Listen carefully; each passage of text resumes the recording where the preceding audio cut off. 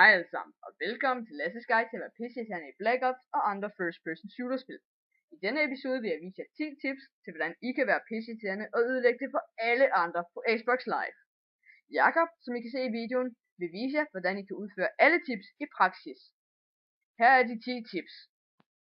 Tip nummer 1. Et headset til spillet er altid en god idé. Der er ikke noget bedre end at irritere alle andre spillere end alt det ligegyldige du rappler løs om over dit headset. Jakob vil nu vise jer en lille guide over hvordan I installerer jeres headset. Først tager I jeres headset. I kan se der er en ledning der hænger ned fra det. På enden af den ledning er der et stik. Du vil nu tage stikket og sætte det i bunden af din controller. Vær sikker på at headsetet er tændt og klar til brug.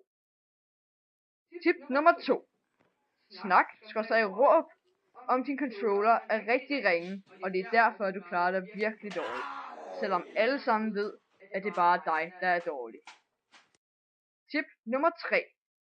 Råb om hvor alle ringe de andre spillere er, for eksempel at de er noobs, fags eller bøsser.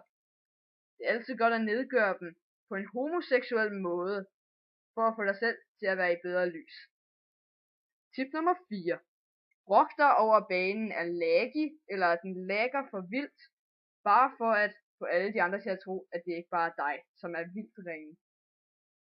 Tip nummer 5. Begynd at græde. Alle folk hader en drama queen.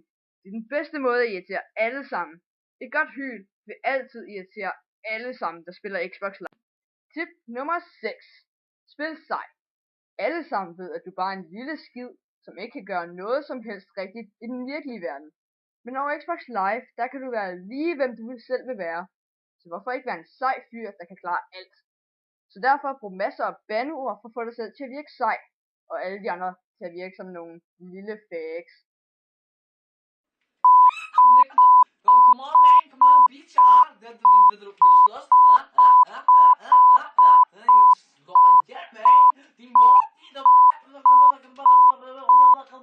Nummer 7.